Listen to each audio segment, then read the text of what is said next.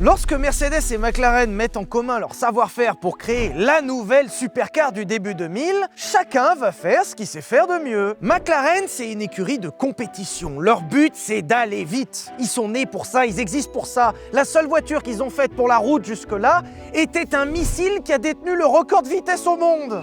De l'autre côté, Mercedes, leur métier, c'est faire des pantoufles.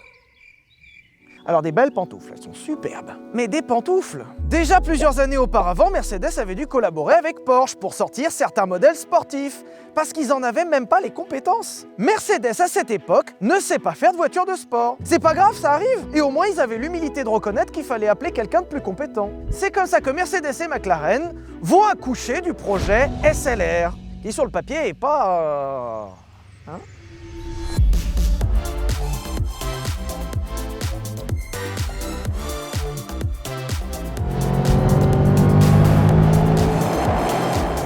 On est à plus de 200, mais d'un claquement de doigts.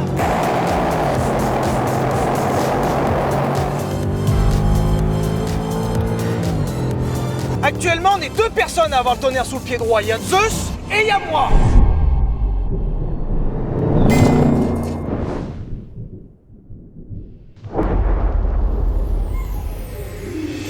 Lorsque Mercedes passe commande auprès de McLaren pour sa nouvelle supercar, l'idée c'est de faire une voiture performante. Pas forcément parce que Mercedes le veut, mais parce que Mercedes n'a pas vraiment le choix. Disons qu'en face on a Ferrari avec la Enzo, Porsche avec la Carrera GT et Ford va bientôt ressortir une nouvelle GT40.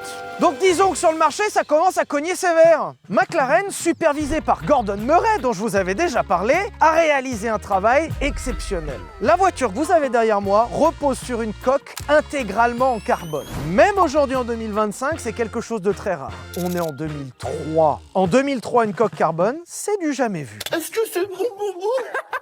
Et c'est que le début. Pour les liaisons au sol, McLaren va sortir ni plus ni moins, et accrochez-vous à vos slips, que le meilleur de ce qui se fait. C'est pas compliqué, tout est en aluminium. Tout. Alors dit comme ça paraît pas fou. À l'époque, il n'y a que la NASA qui sait faire ça. Et le pire, c'est que Gordon Murray, en bon ingénieur, a même fait un travail aérodynamique, puisque cette voiture est équipée d'un fond plat, comme en Formule 1. Cette voiture est équipée d'un diffuseur, comme en Formule 1, et cette voiture a même un aérofrein. Comme en Formule 1. Le seul véhicule disponible sur le marché qui a un aérofrein en 2003, c'est le Concorde. Mercedes, en tant que bon motoriste, va ajouter toute sa science pour proposer un V8 5 litres 5 de 626 chevaux. Alors aujourd'hui, 626 chevaux, c'est disponible dans des voitures électriques. Et tu te dis, oui, bon, en 2003, ça en fait la voiture à boîte automatique la plus rapide du monde et de l'histoire. Elle est là, c'est elle. Voiture boîte auto, elle. Et alors que tous les astres sont alignés, on a tout sur le papier pour faire une voiture exceptionnelle, pour aller se battre contre Ferrari, contre Porsche, contre Ford. Et ben est arrivée une sorte de... quiproquo. Mésentente, dispute, embrouille, bagarre. La moyenne d'âge des acheteurs à l'époque de Mercedes est supérieure à 70 ans. La moyenne. Quelle personne de 70 ans va acheter ça? Et lorsqu'il s'agit de finaliser la voiture, Mercedes est juste très embêtée.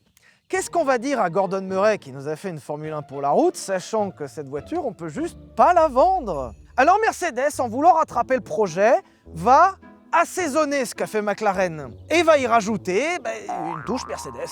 Et alors qu'on part d'une base de folie, Mercedes va compléter le projet avec un truc adapté à leur clientèle. Et pour le moteur, en vrai, ça partait pas si mal.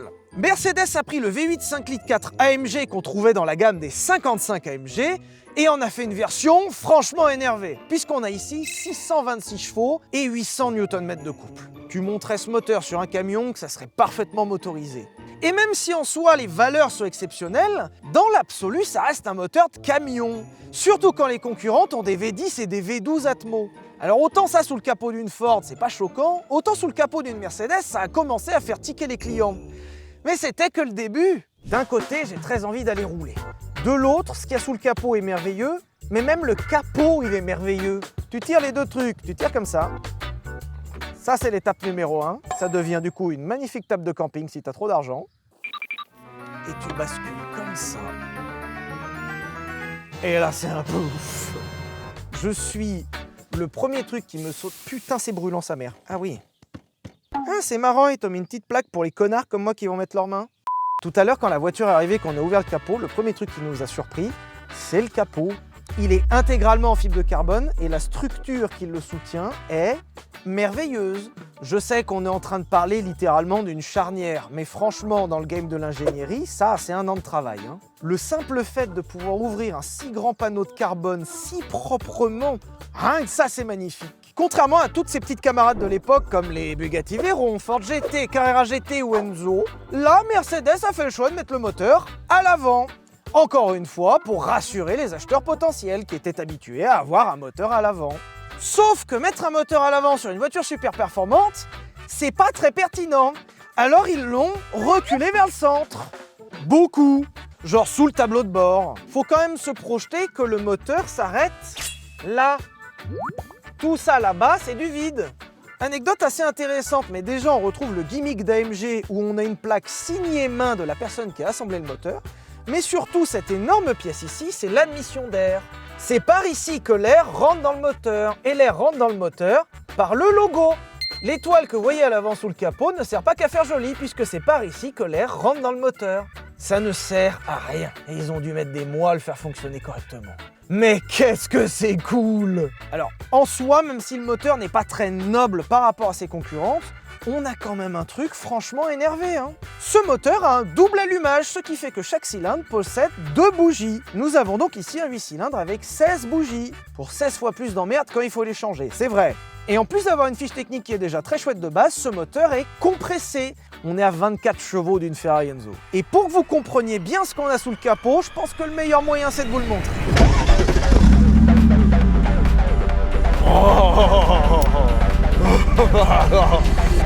Ça ne laisse pas indifférent.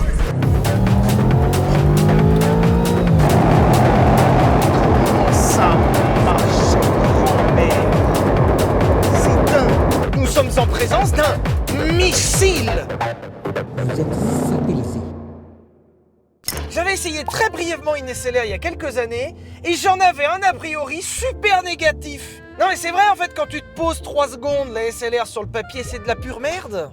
Alors c'est vrai, on n'a pas tous la même notion de pure merde, je vous l'accorde, mais dans les faits, c'est un peu le cas. T'as McLaren qui te pond un truc de l'espace supervisé par Gordon Murray, châssis carbone, train roulant en aluminium, un truc de fou. Et Mercedes, ils ont pris cette base incroyable pour y foutre un gros V8 qui serait plutôt un V8 américain quand tu regardes à quoi ça ressemble, une boîte automatique 5 rapports, du cuir, la radio, la clim. Qu'est-ce que je suis censé en foutre? Je sais qu'ils ont l'habitude de faire ce genre de choses, c'est pas ce problème, mais quand tu pars d'une base comme celle-ci, peut-être que c'est un peu du gâchis. Un peu. Donc déjà sur le papier, surtout quand tu la compares aux concurrentes comme la Carrera GT ou la Enzo, c'est pas la plus sexy. Et à l'intérieur, ça donne pas vraiment envie non plus. Alors, c'est un peu particulier parce que c'est un peu tout biscornu partout. Tu galères à t'installer, t'as un volant qui est énorme que tu retrouverais sur une péniche. T'as des parties du tableau de bord qui sont en plastique dégueulasses, mais vraiment dégueulasses, genre c'est une Renault Mégane le truc. Et à côté t'as des trucs en métal, donc tu dis ça va être super quali, mais c'est super moche. Le levier de vitesse par exemple, t'as du cuir, t'as de l'aluminium et t'as même un bouton façon Jet Fighter, je sais pas si je vais lancer des missiles sur la voiture qui est devant. Mais sur une commande qui est celle d'une berline gasoil de merde. Le bouton pour régler les clignotants, il est honteux. Mais c'est même pas, il est nul, il est honteux. Ça, c'est honteux. C'était vendu 460 000 € en 2003. Donc sur le papier, le singe non savant que je suis se dit, bof, peut-être que c'est pas ouf.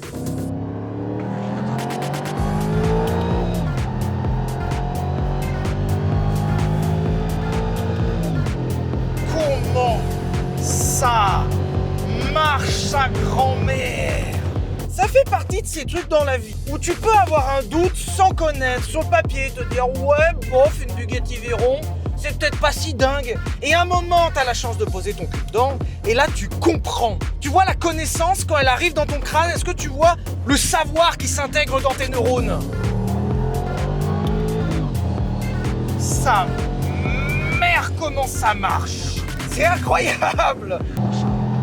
Le moteur, ils ont encapsulé de la rage! C'est pas des pistons qu'il y a dedans, c'est de la rage!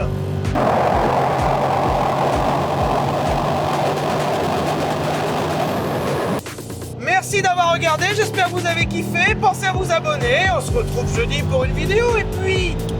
Gros bisous! bisous.